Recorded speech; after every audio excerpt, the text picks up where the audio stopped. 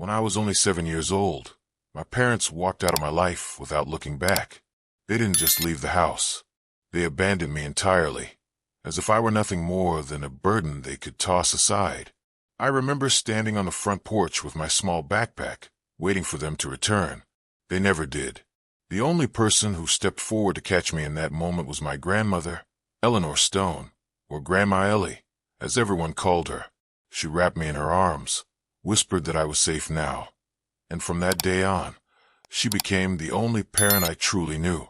For 12 years, she gave me everything my parents refused to give: love, patience, encouragement, and the sense that I mattered in this world. Then, after all those years of silence, something unthinkable happened. On the very day of Grandma Ellie's funeral, the people who abandoned me came back. My mother, Clara, and my father, Daniel, stood in front of the church as if they belonged there, their faces hard and unreadable. They didn't come to mourn. They came to claim what they thought was theirs. You see, Grandma Ellie wasn't just a kind woman who raised me. She also left behind an estate worth $80 million. And my parents, who hadn't spoken my name in over a decade, suddenly appeared with their hands out. They demanded her fortune as if it were some kind of inheritance owed to them. I thought I had already been through the worst pain a son could feel, but sitting in that lawyer's office, hearing their voices filled with greed and entitlement, was almost unbearable. My father looked at me with a smirk, convinced he was about to take everything my grandmother had built. My mother folded her arms and whispered under her breath about how finally things were about to be set right. But then the lawyer opened the envelope. He began to read my grandmother's final words, and in that single moment, the air in the room shifted. Every eye turned toward me. My parents' confidence drained from their faces like blood leaving a wound. Their skin went pale, their jaws tightened, and they realized too late that this story was never going to end the way they imagined. When my parents abandoned me at the age of 7, my world collapsed in an instant. I was too young to understand the reasons behind their choice. All I knew was that one morning they were there, and by the end of the day, they were gone. The silence in the house was louder than anything I had ever heard. I remember walking through each room, calling for my mother and father, thinking they must be hiding or playing a cruel game. They never answered. I sat on the front steps until night fell, clutching the straps of my small backpack, hoping headlights would appear in the driveway. None ever came. It was my grandmother, Eleanor Stone, who came to rescue me from that endless night. She arrived in her old green station wagon, a look of fury in her eyes when she realized what had happened. She knelt in front of me, her hands warm and steady as she held my shoulders. "You're coming home with me, Lucas," she said. "I promise you will never be left alone again." In that moment, the fear and confusion that had taken root inside me softened just enough for me to breathe. She kept that promise every single day afterward. Grandma Ellie was not wealthy in the ways people usually measure wealth. She lived in a modest house with creaking floors and a kitchen that always smelled of vanilla and coffee. What she lacked in riches, she more than made up for in love and strength. She raised me as if I were her own son, filling the empty spaces my parents left behind. She woke me up for school each morning with a gentle knock on the door and a plate of waffles waiting in the kitchen. She sat in the front row at every school play, cheering louder than anyone else. When I brought home report cards, she stuck them to the refrigerator like trophies. At night, when the world felt too heavy and I thought too much about why my parents had left, she would sit beside my bed and tell me stories about resilience. She told me how she had worked 3 jobs as a young widow to raise her only son, my father. She told me that hardship was not meant to crush us, but to shape us into people who could withstand storms. "You are stronger than you know, Lucas," she would say, brushing my hair back from my forehead. "Your past does not define you. Your choices will." Growing up with her, I never felt like I had less than other kids. Even though I often did not have the newest shoes or the latest toys, what I had was far more valuable. I had security. I had someone who believed in me with a fierceness that made me believe in myself. When kids at school asked where my parents were, I used to feel embarrassed. But Grandma Ellie told me I should never be ashamed of the truth. Some people run from responsibility, she said, but I stayed. And so will you. You'll stand tall, Lucas. That's what matters. As I got older, her influence only deepened. She pushed me to take my education seriously. She celebrated my successes, but also reminded me that failure was nothing to fear. She taught me how to cook the family recipes, how to balance checkbook, and how to treat people with dignity, even when they did not return the favor.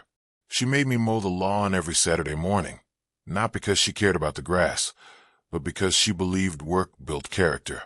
Our relationship was not just one of guardian and child. She became my best friend, my confidant, and the person I trusted more than anyone else in the world. We laughed together often. She had a mischievous streak and would play small pranks like hiding my shoes and pretending she had donated them, only to pull them out from behind the couch, while we both burst into laughter. On holidays, she made our house the center of warmth and community. Neighbors and distant relatives gathered around her table, drawn by her cooking and her ability to make everyone feel welcome. Looking back, I realize how carefully she balanced being both nurturing and firm. She gave me the freedom to make mistakes, but guidance to learn from them. She treated me not as a fragile boy broken by abandonment, but as a young man capable of resilience. She never allowed bitterness to poison her spirit, even though her own son, my father, had walked away from me. She rarely spoke his name, but when she did, it was with a mix of sadness and resolve. People show you who they are through their choices, she once said. Daniel made his, but that doesn't mean you have to follow the same path. By the time I reached my teenage years, I had stopped waiting for my parents to return. Their absence became a shadow in the background rather than a wound I carried every day. What defined me instead was the love and guidance Grandma Ellie poured into my life. She had turned what could have been a story of loss into one of survival and hope. When I think of my childhood now, the first image that comes to mind is not of an empty house or unanswered questions. It is of sitting at our worn wooden table, eating peach cobbler fresh from the oven, while Grandma Ellie asked me about my dreams for the future. She listened with genuine interest, nodding and smiling, her eyes crinkling at the corners. She believed in me with such conviction that it became impossible not to believe in myself. That was the world she created for me, a world built not on material wealth, but on unconditional love. It was a world that allowed me to grow, to heal, and to become the person I am today. I did not know then how much she had quietly built behind the scenes, or how her legacy would one day ignite a storm that would shake the foundations of my family.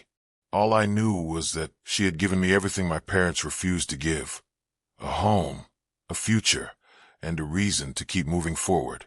The day of Grandma Ellie's funeral was one of the hardest days of my life. The morning air felt heavy, almost as if the world itself understood the weight of my loss. I stood outside the church in a black suit that felt too stiff on my shoulders, my hands trembling as I greeted old family friends, neighbors, and people who had known her for decades. The church smelled of roses, and their sweetness made my stomach twist. Every face I saw carried sorrow, but it was sorrow softened by respect. People spoke about how much Ellie had done for them, how she had opened her home and heart when they had nowhere else to go.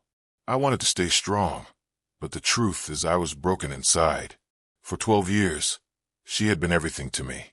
Without her, I felt like a boy again, standing on that porch, waiting for parents who would never return. As I turned to walk inside, I froze.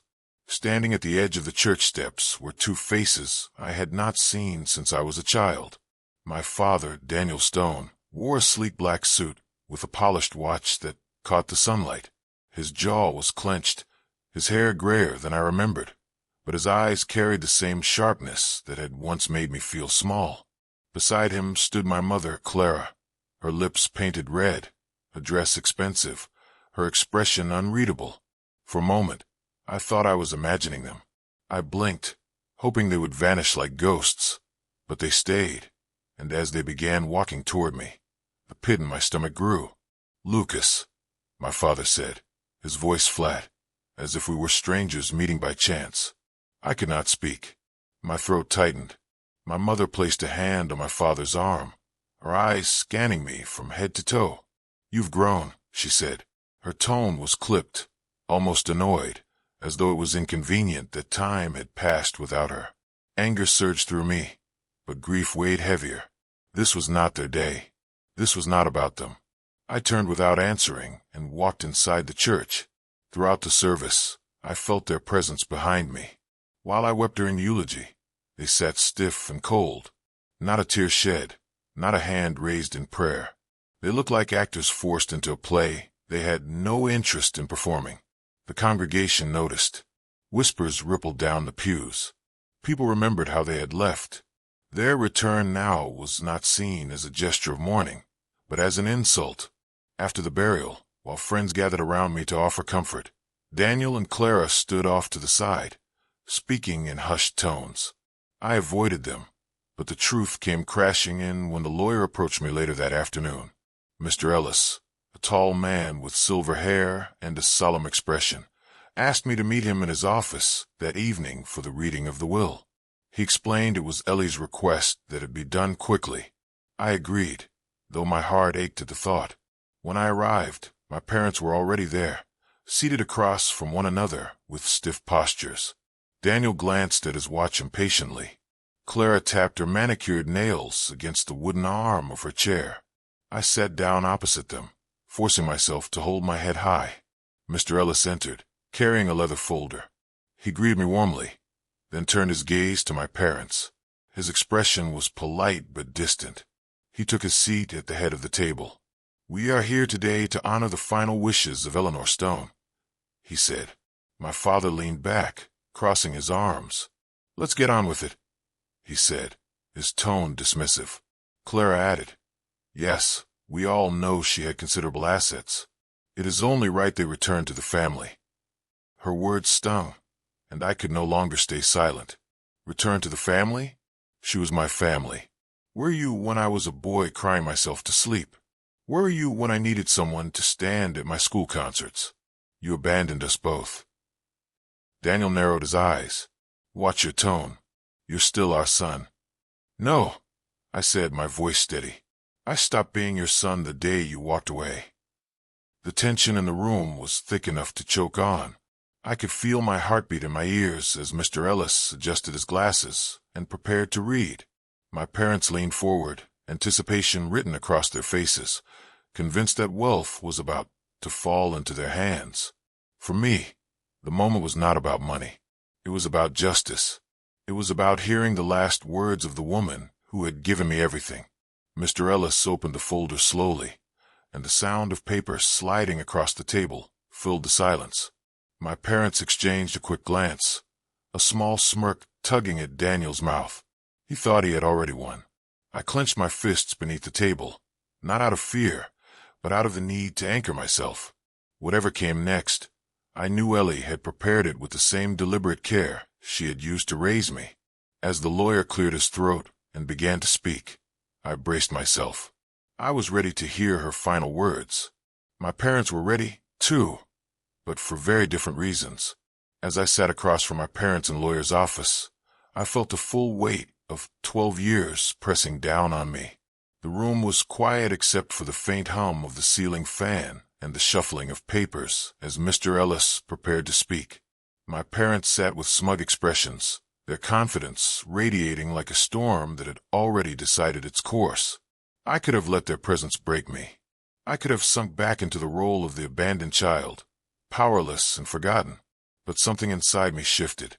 I remember the nights when Grandma Ellie sat at my bedside, reminding me that strength comes from within.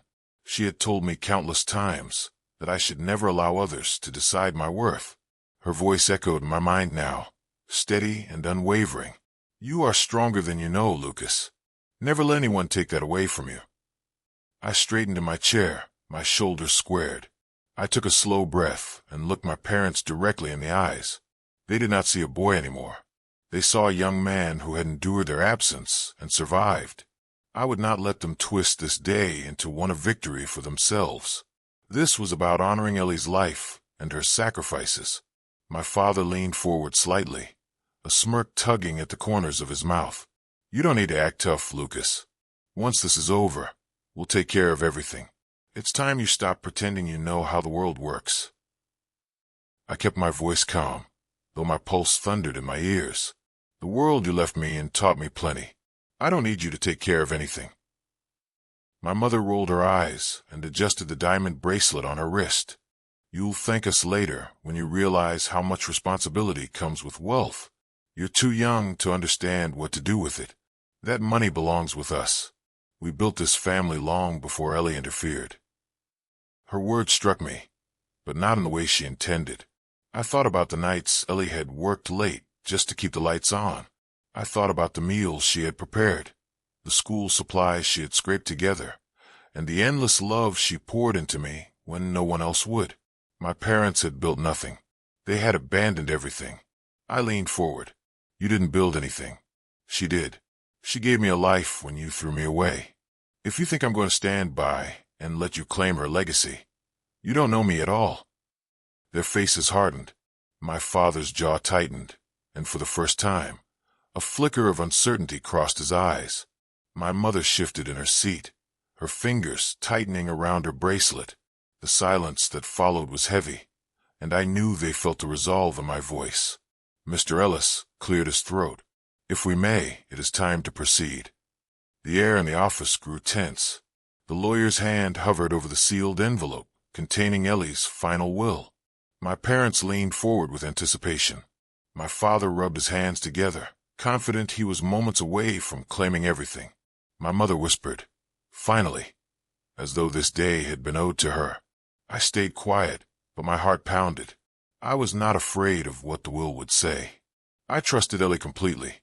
Still, I braced myself, knowing this moment would define everything. As Mr. Ellis carefully opened the envelope, I closed my eyes for a second and pictured Ellie's face. I remembered her laughter, her warmth, and her determination. I remembered her telling me that real power came from integrity, not greed. That thought gave me strength. I opened my eyes again, ready for whatever words would follow. My father broke the silence with a low chuckle. "This is going to be simpler than you think, Lucas. You'll see. She was still my mother. No matter what story she fed you, blood matters." I met his gaze without blinking. Blood matters when you honor it. You didn't. The color rose in his cheeks, but he said nothing.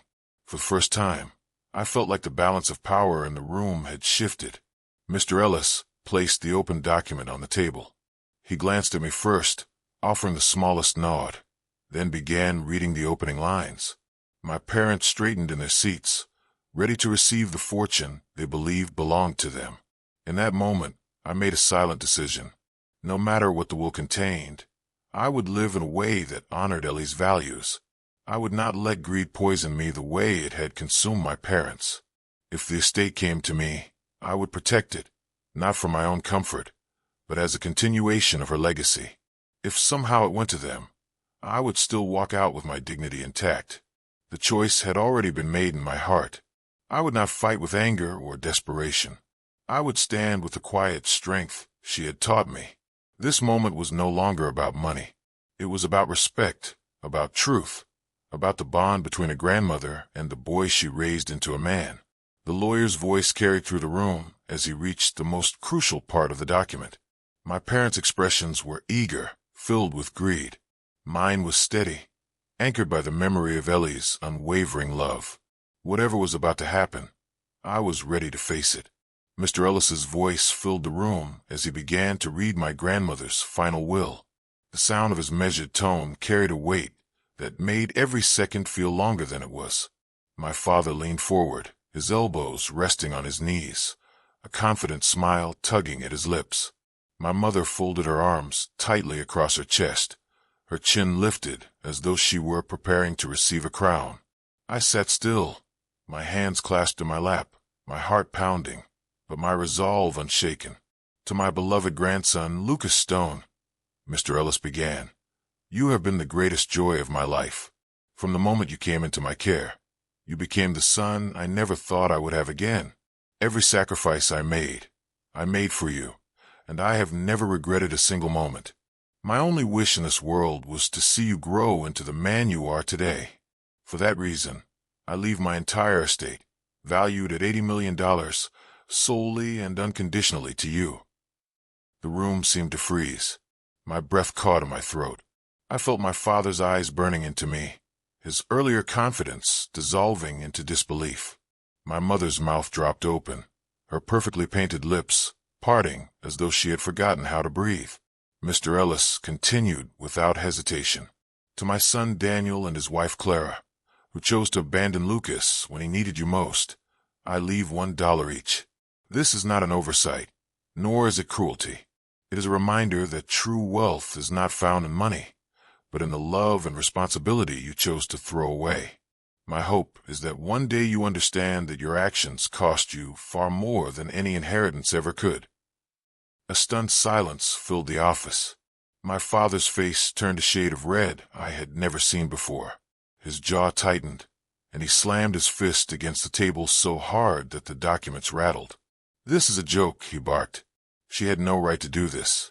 I am her son. This money should be mine." Mr. Ellis looked at him calmly. "Mr. Stone, this will is legally binding.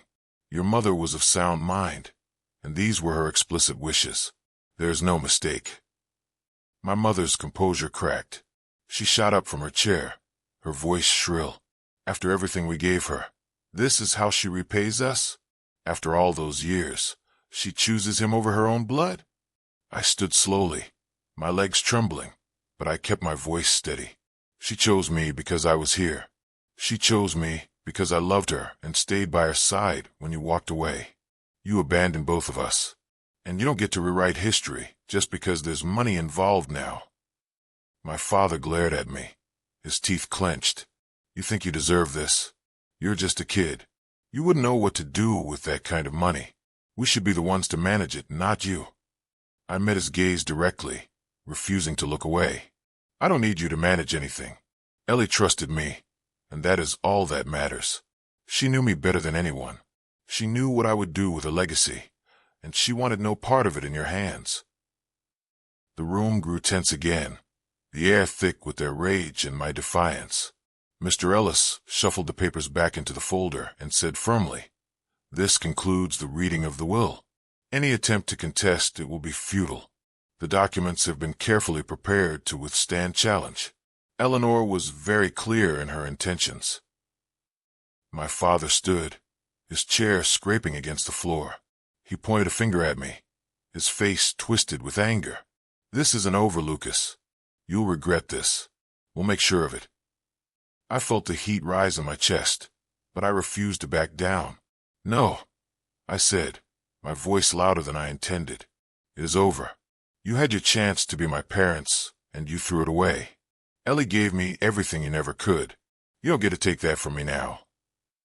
My mother's face went pale, and she sank back into her chair. For the first time, her confidence cracked into something closer to shame, though whether it was for her actions or simply for losing the inheritance, I could not tell. She looked at me with eyes that held no warmth, only bitterness.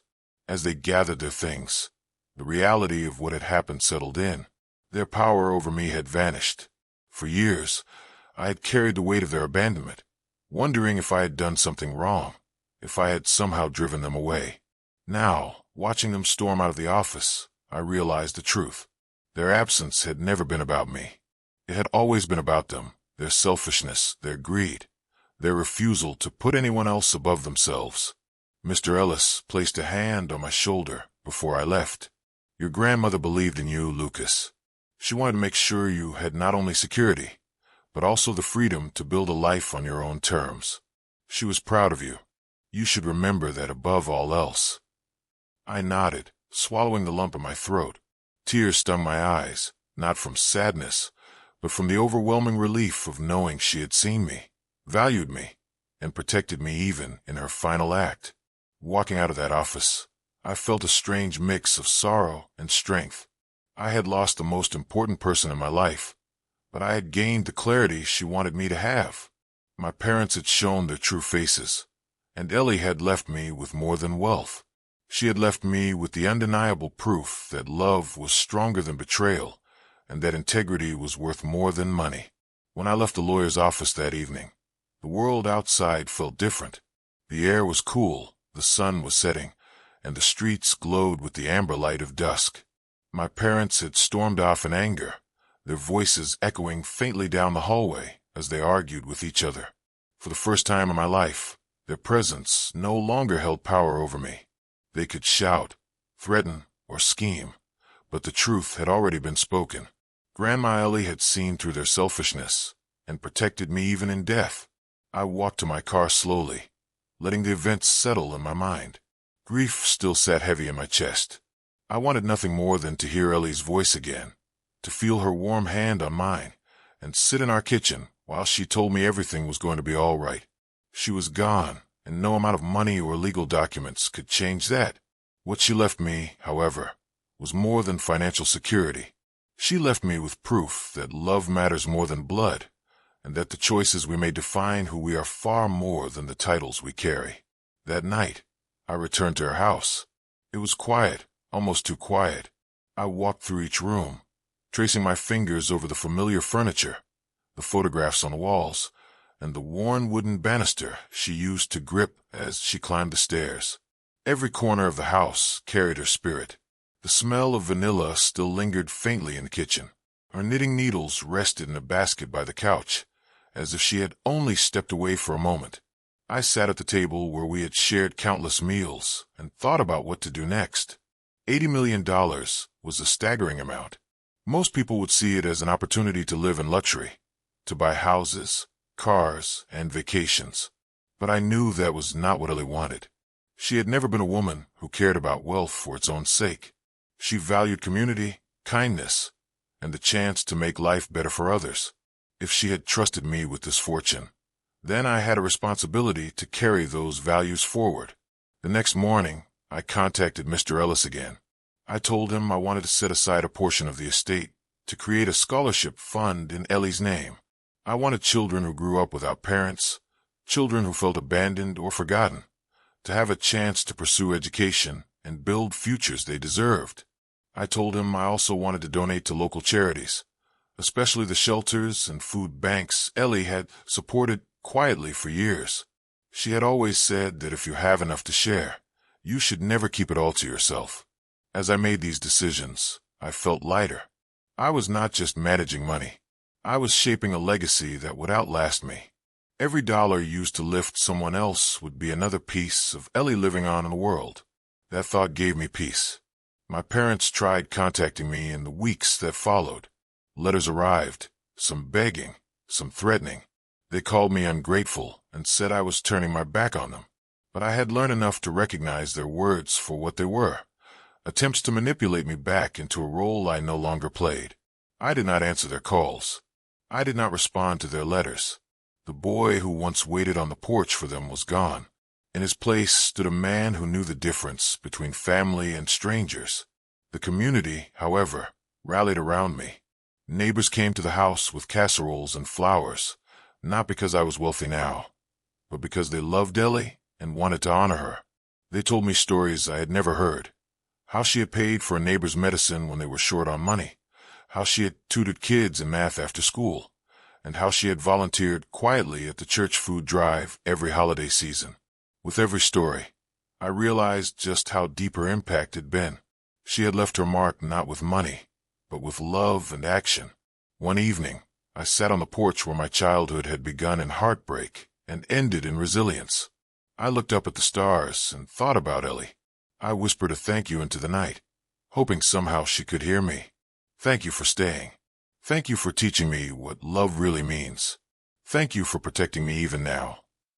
In the end, the lesson was clear. Wealth can disappear, but character endures.